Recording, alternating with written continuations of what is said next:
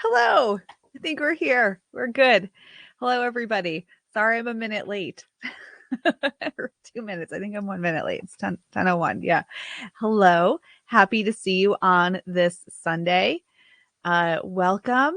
Hi, Teresa and Sharon and Melissa and Margot. And hello, hello, hello. How's everybody feeling? Candy, hello. Christine, hello. Are you feeling good? I'm feeling good. As you can probably tell, got the energy about me today. All right. It is time for a Sunday coffee chat. Joy. Hello, Joy. I just remembered. I saw your email and totally forgot to email you back. I'm writing myself a note right now. Hello. Good morning. It is a beautiful morning. Perfect day to set some intentions for the week ahead. This Sunday coffee chat, if this is your first one, this is how we do these. We start with a few minutes where I just remind you of some things to do to get your vision for your week casted, to get excited and have an idea about where you're going so that you feel less like life is telling you what to do and more like you are in the driver's seat of your life. And we're going to do that. And then I'm going to talk about some just recurring themes that I saw as we hosted the Born Magic Boot Camp this past week. All right. So let's get to it. It's Sunday. That means that I'm going to encourage you to look to this week ahead. What do we do? Who's got the steps memorized? The first thing that I ask you to do or prompt you to do, guide you to do, is get out your calendar and look at your time for the week ahead. Now, I know that some of you have a very visceral reaction to that. Some of you feel like that scheduling in your time or putting things on a calendar is exactly opposite to the way that you want to be living. Here's the thing. Putting things on a calendar helps you to see really how much space you have in your life. So if you're a person who wants to have freedom to go and explore and do different things at a moment's notice, you've got to understand where your time and energy is going so you can actually enjoy that and you can actually take advantage of those opportunities when they come your way. If you're a person who feels like life is very overwhelming and chaotic, you want to put things on the calendar so you have an idea as to what you're spending your energy on as the week unfolds. So the first thing you do, you pull up your calendar of choice. I love Google Calendar. I also use our Sisters Enchanted Planner, which mine is right here. So I use the planner that we have, and I use this to sort of draft out all of these things I'm going to walk you through today, and then I put them in my Google Calendar. So anything that would go on the calendar, anything with a hard start and stop to it, appointments, work, places you got to be at a certain time for a specific reason. So those sort of the boulders that don't easily move around, you're going to put those on your calendar first. If you are a person who has a lot of flexibility in how you run your day, like I'm self-employed, for example, but I still put structures on the calendar that say, okay, well, I'm going to work from, whatever time to whatever time on this day. Otherwise, I will avoid doing that.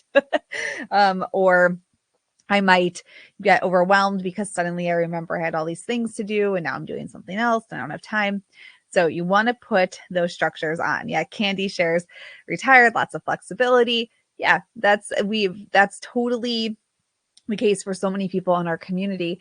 And what can happen too is having so much open space then can really leave you procrastinating on what you want to do. So go in there, put down the times of the things that must happen at a certain time. From there, you're going to have some white space left, hopefully. If you don't have any white space left, then I want you to do a check-in on that. How does that feel? Does this feel like you're doing things you want to be doing, or does it feel like it's time to start making some shifts and changes in your life? And put on your calendar the things you want to do also. All right, let's see. I got some questions from Kimberly here. How do you visually layer everything on your calendar? Have any examples? Trying to put time, commitments, priorities, money, energy, meal planning. It looks super overwhelming. Yeah. So Kimberly, actually, that's we're gonna keep talking through this today here. I don't put separate uh like, so I would put a chunk of time. So for me, I do this early in the morning, right? I do this super early. So when at like 5 o'clock this morning, from like 5 to 6 a.m., I just pulled out my calendar for the week ahead and I looked at what are we eating all week? Where do we have to be?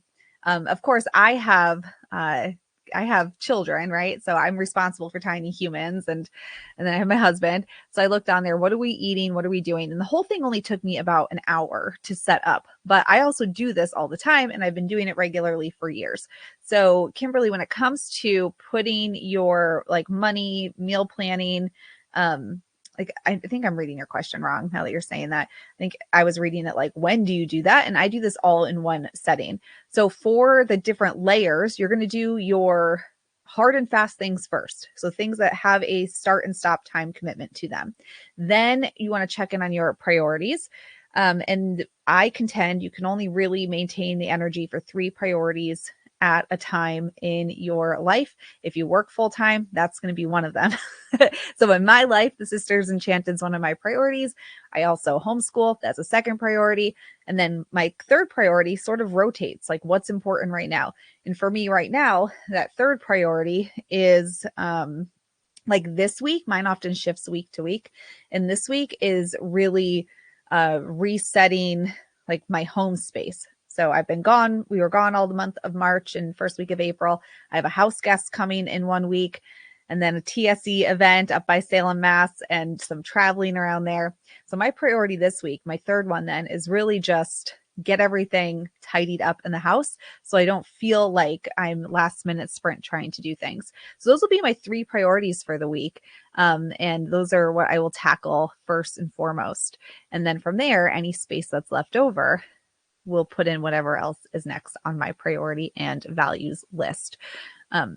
And so for your energetic planning, you want to consider your energy cycles during a day. Where I see people really fall off their plan that they made for themselves is overestimating their energy. So saying to yourself, like if you work all day and then saying at night that you're going to come home and you're going to make a home cooked dinner and you're going to go for a walk and you're going to do the laundry, but like you've worked 9 hours and you're exhausted and you're probably not going to do all those things. So overestimating your energetic abilities or capabilities and capacity is where I see people really say, I'm going to do stuff and then don't do it. And so understanding your energy cycles and how to switch what you're planning to do based on the energy you typically have available. So for me, I know that my energy fizzles out between like 2 and 3 p.m. And so if you want me to do anything that requires lots of brain power after 3 p.m., it's going to take me twice as long as it takes me to do it any other time of the day, like any other time earlier. So then I try not to put things on my calendar that are going to require that of me later in the day, right? And then adjust your lifestyle to fit your energetic circles or your energetic cycles there. All right. So let's see here. And Meg is saying, yes, I'm a neurodivergent consultant, full-time school psychologist, and would fall apart if I didn't color code my calendar. Yes, Meg. And that's my background is in education, working with kids with learning differences and consulting with schools and advocacy and whatnot. So yeah, it's really too, I think that the thing to remember is to make a habit. Like the first habit is just looking at your calendar and looking at your vision for the week ahead. So take your calendar and think of it as this vision board, a vision that you're creating for a week out, right? And adjust your mindset around it as this thing of like, oh, I have to make a plan. I'm not going to follow it. I suck at planning. I never follow through. I don't have any time. I have too much time. Like take all that language out, open up a calendar. You do need a calendar, like with a Monday, Monday, Tuesday, Wednesday, all the days on it, and say, this is my vision for the week ahead. Now, what are the pieces of my vision that I can't move right now? Because you have to go to work. You have to go to your doctor's appointment. You have to take someone somewhere. You have to do whatever it is you have to do at a certain time. So those go in there. And then it's like everything else is this beautiful clay that can be molded around to create the life you want to live this week. And from there, there's lots of different things you can try. Some people thrive on like fill in the blank space so that you know what you're doing. You know you're going to go for a walk. You know you're going to have date night. You know you're going to spend time with whoever. You know you're going to make a phone call. Some people thrive more on blank space and a to-do list. Other people really thrive on themed days. So I am very big into themed days in my life. So on like Wednesdays, for example, I often don't have a lot on my calendar on Wednesdays, but I know that a Wednesday day is really a kid day for me. So I spend a lot of time with my kids on Wednesdays, and I don't often put tons on the calendar, but that's the theme. I know I'm going to spend a lot of kids with that time with my kids on Wednesdays. Mondays and Tuesdays are heavily Sisters Enchanted days. So I know that no matter what happens, I'm going to work a lot on Mondays and Tuesdays. Wednesdays is going to be kids. And so I don't put everything on there, but the theme works well for me to organize in my mind. Like, okay, well, I know Mondays and Tuesdays, I work a lot. So I'm going to put that on a Monday or a Tuesday. I know Wednesdays, I spend time with my kids. So if they're like, we want to ride our bikes, we want to do whatever. I know like, okay, well, Wednesday, I hold the container for you children. We do that on Wednesdays. But for you, it's really just trying to understand what method works best for you, because one method doesn't work for everybody. But the fundamentals of putting down what has to be done so you can visually see it, that across the board is a strategy that works for all different types of people because it helps you to have a starting point. And the lack of starting point is really what mucks a lot of people up. All right, let me get back in here. Yes, Sarah, this is automatically recording, which is the great thing about doing this in here. And Christine keeps separate calendars. Yeah, whatever works for you. Okay, so we're hosting an event for our mastermind members next week or 2 weeks from now, in say a week from Tuesday. Oh my gosh, I promise y'all that are coming. I see some of you here. I will be there on the right day. And we have Team TSE flying out. Patty, everyone, Kelly's not coming. Patty's coming. I'll be there. Anna will be there. Jenna, Naomi are going to be there and hanging out for some work things that we've got going on too. So we're excited. Christy, color codes yours. Carol says, I overdo calendars. I use Google Planner, whiteboard in my bathroom. Yeah, listen, I am an out of sight, out of mind person. I seem very organized, but I use my Google Calendar, which pushes notifications to my Apple Watch and my phone. We have a to-do. We've got a chalkboard in our kitchen that all the kids' stuff and events goes on so that I see it. My mother, she helps in my house, so we pay her to help here. She gets to see it every week, and my husband sees it, so everybody sees that, plus my printed calendar. Yeah, I am out of sight, out of mind. So if there's not a visual reminder for me, I will not show up and be there. It has to be there for me. And let's see, Joanne says, my calendar is a mess. My anxiety skyrockets when I try to organize it into a realistic plan. Start doing day by day, but I often forget things. Yeah, totally. Again, like pull back and think of it as vision casting for the week ahead. So for example, and this is, I love that this actually ties into some of the themes that we see that I saw this week in Born Magic, really around the things we're not good at. My son just told me yesterday that he's not good at making decisions. He's the same kid who told me that even when you don't make a choice, you make a choice not to make a choice. The things kids say. And he's like, I'm just not good at making decisions. I need you to decide for me. And I was like, well, what if it's not that you're not good at making decisions, but it's that you're really good at considering all the possibilities? And he just looked at me like, no one asked for your witchy woo sentence right now, Mom. Anyway, but think about what you're telling yourself about what's possible for you and what you're good at and what you're not good at around this. And again, reframe to something that's more helpful for you. And play with possibilities here. So if this week ahead really is this blank slate, there are some things on your blank slate that have to go in first. These are the things you just have to do. And then everything else, you're casting the vision for your week ahead. So if you're like, okay, well, I have to go grocery shopping, I have to exercise, I have to take care of an aging relative, I got to do the yard work, whatever. Firstly, what is it that you want to do this week? What is it that you want to do? What is this priority for you this week? I mean, I'm similar. Like I said, I was doing this morning. We need tires on both cars. We have a camper that needs repair on one side. Some of you were on the call last year when we were driving in my Oh no. Yeah, I was on a team meeting. Oh my gosh. We were driving and we blew a tire on our camper while driving. And I was on a team meeting and it blew a panel off the side of the camper. We never repaired it. So it needs repairing before we head out this spring. So that needs done. Both cars need tires. We need to take some stuff to the town dump. We have a house guest coming. I'm the point person for my grandparents. I got to go to the bank for them. There's a new kids activity starting this week, a physical in the house. Like I have all this stuff also, right? So I write like big lists, what has to be done. And then I look at this vision for the week ahead. And then I think to myself, like, what what can go where that feels the most comfortable. And if something has to be put off till another time, then I need to put it off, or I need to have somebody else do it, or I need to outsource it, right? So what do I have the energy for? How can I get help with the matter? What does that look like?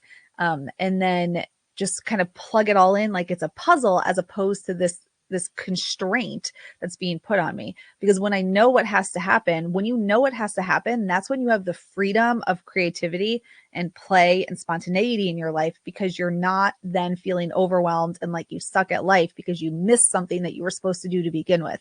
It's this like counter thing where we think that having the structure is the thing that's going to crush us, but actually not having the structure is the thing that then leaves you feeling at the end of the day like, oh, I didn't do this again. I am the worst. It just proves all these bad things I think about myself. Or, oh my gosh, everybody else knows something that I don't. Or I'm so overwhelmed because of this big to-do list.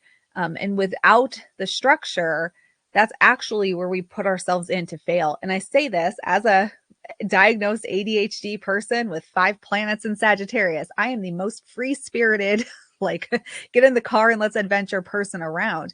And you know how it is that I can take care of my grandparents, homeschool 2 neurodivergent kids, run a whole company and work full time, and have time to go do Pilates and hike almost every day and get a massage if I want and hit the road and go out to eat and like spend a lot of time with my husband and my kids. And I have time for that because of the things that I talk about here. And I have the freedom to wake up and say, you know what, today we're going to do something different because my energy is not there. And I can look and know what has to be shifted. It's not a guessing game. I know what has to be shifted because it's all down somewhere. And then I can say, actually, I just don't have it in me to do this today. Let's move all this to another day. And then today I'm going to go seize the day, live my life, right? So it's very contrary. What our minds tell us that we will and won't do, what we are and are not good at, really holds us back and keeps us in the holding powers, the holding pattern of stuck, and the holding pattern of overwhelm, and the holding pattern of like, everybody knows something that I don't know. There's no way it's going to work for me.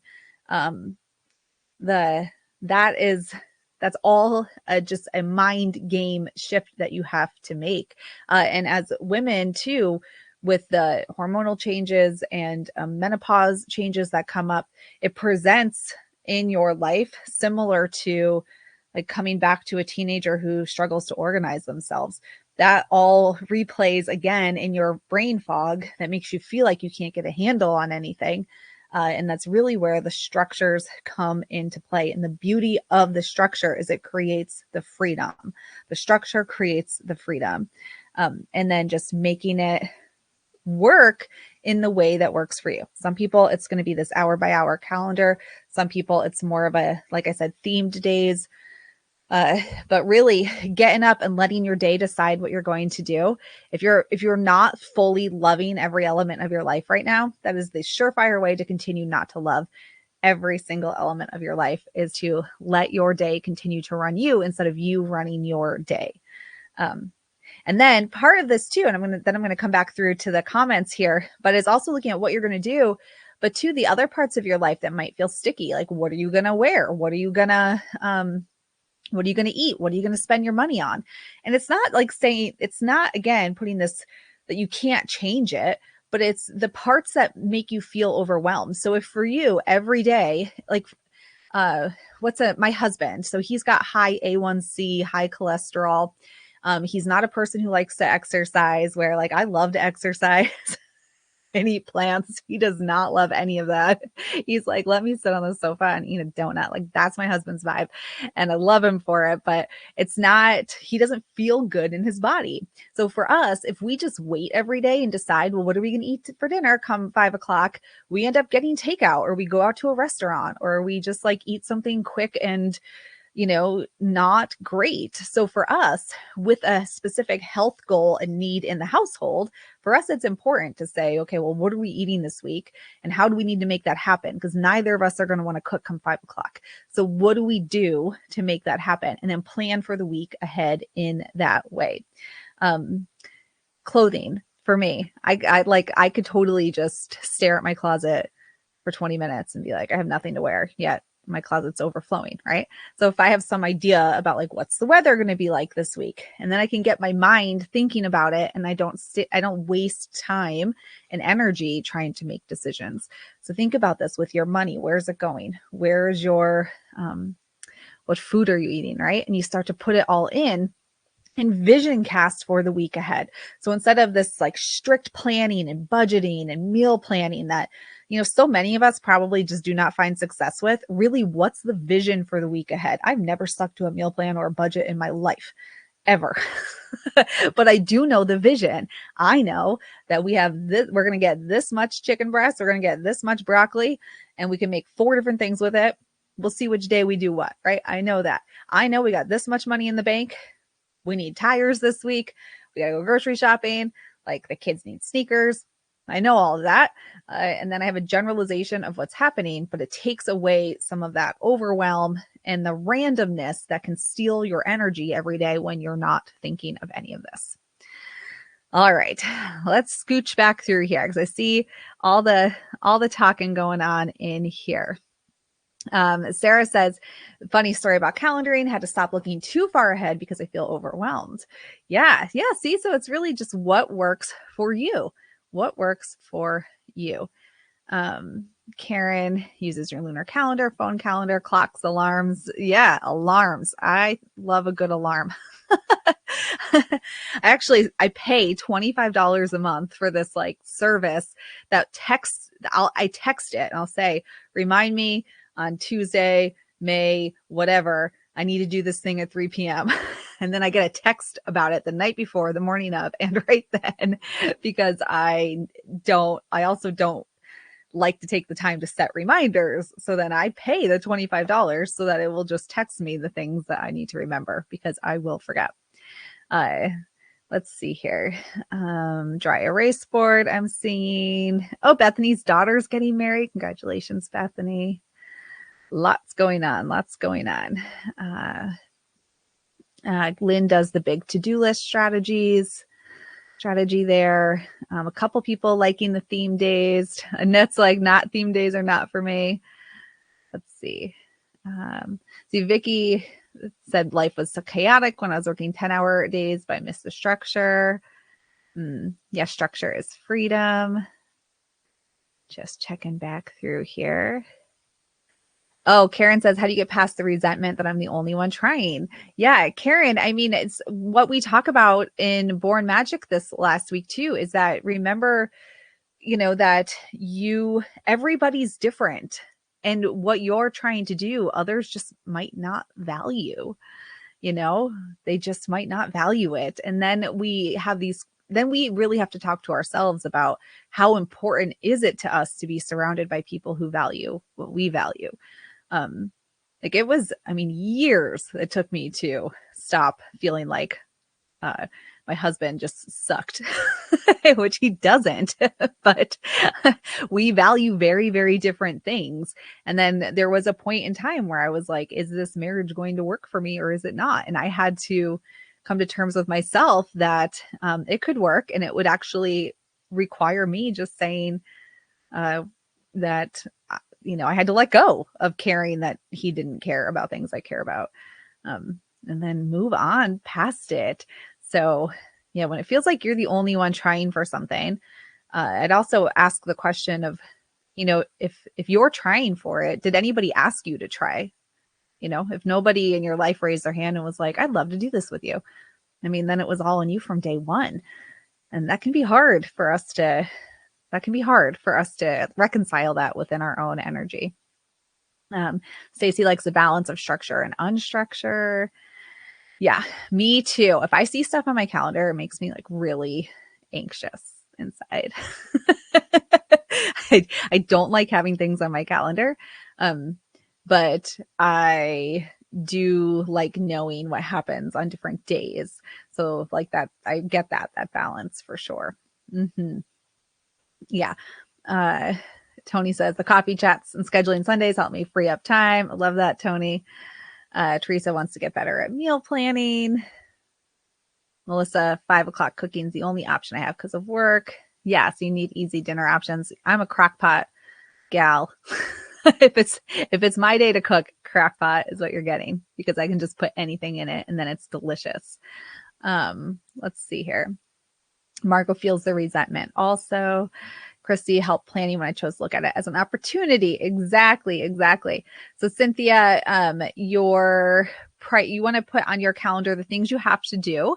And then from there, I'd consider your energy, what you have energy for. And then from there, the things that you want to do that are priorities for you right now. And so many of us have more priorities than we can manage and then feel overwhelmed, or like we start things we can't finish, or like we, just like we feel like we should be able to do it all. But the reality is we just can't do it all. You just can't do it all. So like there's tons of things I'd like to do. Practice playing piano more. I'd like to hike a new trail like immediately. I'd like to, I don't know, clear out one side of my yard. But if I put all that on my list, the reality is most of it's not going to happen right at this minute because I have other things that are more pressing, and you just got to prioritize. Let's see here. Just checking in here. Yep. Meal planning and budgeting are not things I'm good at, to be honest. So we do it very unstructured. Like I look at the bank account, how much money is in there, how much has to go out, and what's left. And then with food, it's like we eat a lot of the same food in different varieties. So just putting it together in different ways. And yeah, I have kids, so we let them cook also. They'll be 7 and 10 this summer. But they're both big enough to cook. My 9-year-old can make breakfast, lunch, and dinner. So she lives here. She cooks. And my little guy, he mostly makes peanut butter sandwiches when it's his time to cook, but we all chip in. And also too, like everybody here is in different ages and stages of life, but I will throw this out there. And this is something too that could come off of the Born Magic boot camp that we led. And again, this is different ages, stages, experiences. I totally get that. As a person who does work full time, I was very resistant for a while of hiring help because also my husband is a stay-at-home dad. And so I was really like, I shouldn't have to pay for help. And I pay a Connecticut hourly wage to my mother, comparable to any other. If we had a house manager, I pay her the same we'd pay anybody else. She works about 16 hours a week for us. And I didn't want to spend the money because I was like, that's just money out of our pocket. Like I could invest that money, or we could go on a vacation, or we could do any number of things like update. We're in the middle of like 10 million home updates that need doing, right? Like we started residing our house like 2 years ago and haven't finished. Like this money could go towards anything. And my husband's home and I work for myself. We shouldn't have to do this. But sometimes thinking about if this works for you, again, this won't be applicable to everybody, but some of the things we're resistant to doing because we feel like we just shouldn't have to, you're robbing your own peace and you're robbing your own joy and happiness. And it's having that for us as a person who works full time, right? For me, that money that I spend every week, it the returns are infinite.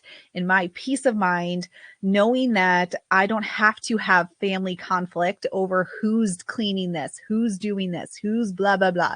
There doesn't have to be an argument or like a, well, I did this. How come you're not doing this? Because we've just put it onto somebody to do it. And so for me, it helped with my marriage. It helped with my parenting. It helped with my peace of mind. So I'm better at work. I'm a better boss to the people who work here. I'm better showing up for everybody here because I'm not so aggravated and full drudgery. So if I did work, for somebody else, like showing up at work in a better frame of mind and more creative and problem solving. So you can say, hey, I did all these things. Give me a raise. Sometimes we think that it's like a badge of honor that we don't have to get something else, or we're so resentful at the people in our lives because we think they should just do it, like mowing the lawn instead of hiring somebody to mow the lawn, right? And again, ages, stages, I totally realize this, but apply it to however it works for you. Something where you're like, but we should just be able to do it. Or it's too painful to put the money out there, whether it's having a service do your laundry or like someone do your lawn, like I said, or paying the $10 for grocery delivery, like whatever it is. At some point you've got to ask, what is the battle doing to me and holding me back? And we don't often think expansively in this way, particularly as women, where we think, okay, well, if I spend $100 a week to have this thing taken off my shoulders, how am I actually showing up better in other areas of my life? So I'm not like binge spending money on clothing because I'm mad and depressed on a Saturday morning. How am I not eating food that's not good for me, thus spending more money on medical bills because I am not taking care of myself because I'm too tired? Or how am I saving a marriage because I'm taking pressure off of it? How am I a better parent or grandparent or person at work? I can't even, if women would women who work, just relieve the household pain a little bit by spending money there, the creativity and open mind you'd have to solve problems at work, to then like say, I did this, earning us this, give me this raise.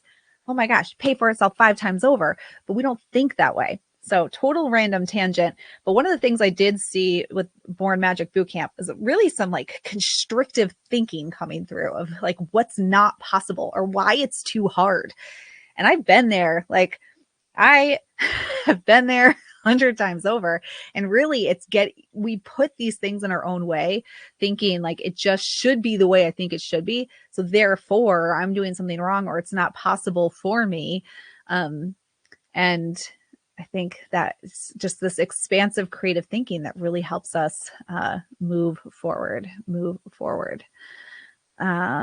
Joy's sharing here, I'm scrolled back up, that some of my resentment was around me thinking I know best for others, Aquarius. So I learned over time to deal with those. Yeah, Joy. Oh, astrology, bring that in the mix. Anyone who's in holistic witchery, if you've not done astrology fundamentals yet, and if you have access to it, that's coming up this summer. But that was like, I'm an Aquarius moon and so is my husband. So like when it comes to that resentment, he and I are both like, and I'm a Sagittarius sun, he's a Aries sun. So those are fire signs. We're opposite rising signs. And it was just like that. There was never going to be a time that the resentment stopped for me if I didn't just say, that's just who he is. And this is who I am. And how do we move forward with that and stay married? Because it just was never going to happen that he was going to get on my boat ever. And I had to come to terms with that. And I did. And now we have a great marriage and we laugh all the time and we have tons of fun and more connected than ever. And I've known him for 21 years and we're better friends than we ever have been. But it was on me to say, and I see Karen's comment now because I scrolled back up. That's where I am. Why should I pay when he's home all day? Yeah, I thought the same thing about my husband. And my husband does do a lot for the house and my family, and he helps with my grandparents. But I was always like, why do I need this? But really, he was like, well, it's your priority that we eat this way. It's your priority that the kids do X, Y, and Z. It's your priority that the laundry looks like this, not mine. So if I have to do it, I'm going to do it my way. And I didn't like how he was doing it. So then I hired someone to do it the way I said. And now I'm happy and he's happy and everyone's happy. It's the best money I spend all the time. Everyone's happy. Um, all right, let's see here. Just checking back through here, checking back through. Oh, Karen, are the people who clean cluttered houses? I think, yeah, you'd have to just ask around to different cleaning people, Karen. They might have different like standards of what they will and won't do.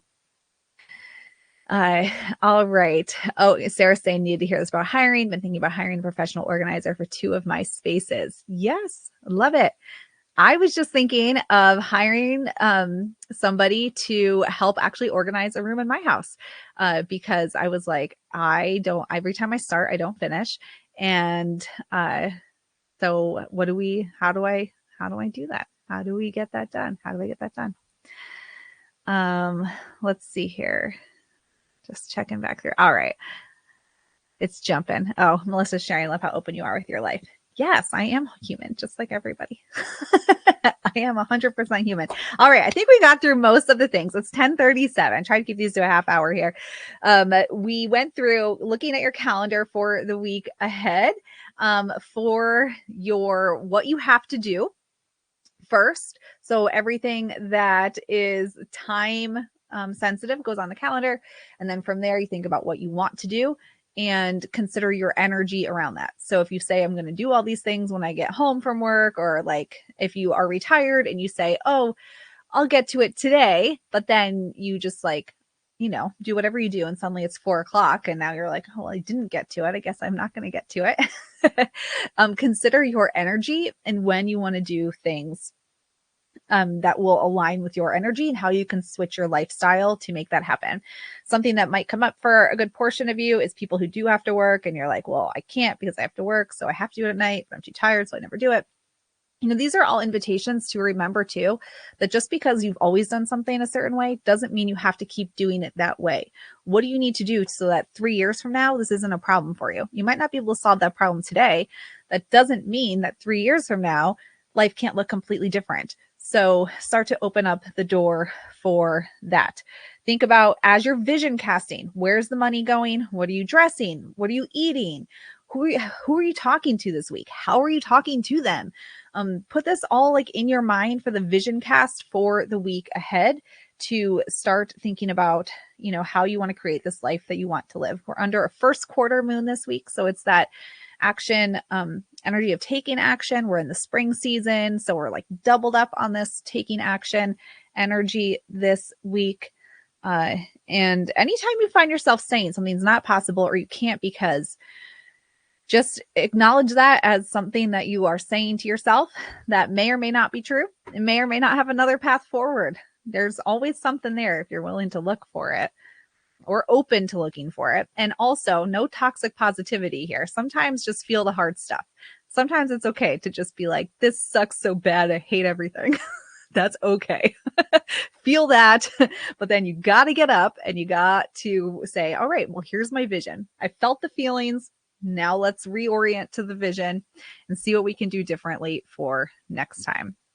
All right, y'all. Any of you who are not in Holistic Witchery, if you want to join us, we did reopen the doors because we had some requests for it, some questions about it. And we start the chakra unit this week, followed by shadow work and then divination, conjuring abundance in June, and astrology fundamentals in July, all part of it. So let us know if you have any questions. If that's something you've been eyeing, you can still sneak in there. And that is all for me today. Have a great Sunday, everybody. Enjoy your week ahead. And I'll see y'all next week. All right. Bye.